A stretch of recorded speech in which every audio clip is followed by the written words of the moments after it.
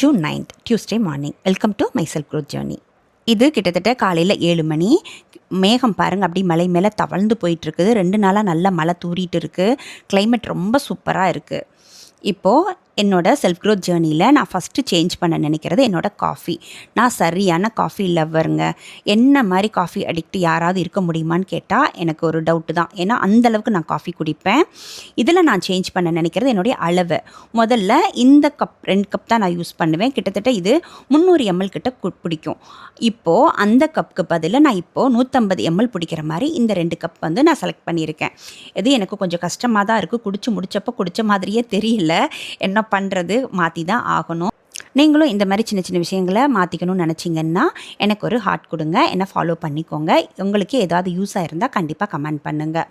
மாற்றம் கண்டிப்பாக வேணும். அந்த மாற்றத்தில் ஒரு முடிவு எடுக்கணும். அந்த முடிவை சின்ன சின்ன முயற்சி பண்ணாவே போதும். ரொம்ப பர்ஃபெக்டாக மாறணும்னு தேவையே இல்லை. ப்ராக்ரஸில் இருந்தாவே போதும். ஒரு நோட்டில் எனக்கு தெரிஞ்ச வகையில் நான் இந்த மாதிரி எளிமையாக எழுதி வச்சுருப்பேன். திங்கள்ல இருந்து சனிக்கிழமை வரைக்கும் ஃபாலோ பண்ணுறதுக்கு இந்த மாதிரி எழுதி வச்சு அதை டிக் பண்ணிகிட்டே வருவேன். அது வந்து எனக்கு கொஞ்சம் மோட்டிவேட்டடாக இருக்கும். நான் ரொம்ப நாளாக இதை ட்ரை பண்ணுறேன். ஆனால் சில வேளைகளில் அதை எழுதுவேன், சில வேளைகளை ஃபாலோ பண்ண மாட்டேன். இந்த மாதிரி நான் அதை மாறி மாறி பண்ணிகிட்ருப்பேன். அதே மாதிரி பக்கத்து பேஜில் பார்த்திங்கன்னா அந்தந்த நாளுக்குரிய டு டூ லிஸ்ட், அதுக்கப்புறம் நான் எடுக்க வேண்டிய வீடியோ, சமையல் வீடியோ என்னென்னு நான் முதலே பிளான் பண்ணிடுவேன். அந்த வீக்குக்குள்ளது எல்லாமே பண்ணிவிட்டு அதை நான் டிக் பண்ணிகிட்டே வர்றப்போ உண்மையிலேயே அது ரொம்ப சந்தோஷமாக இருக்கும். இது உங்களுக்கு இன்னும் டீட்டெயிலாக வேணும்னா எனக்கு கமெண்ட் பண்ணுங்கள்.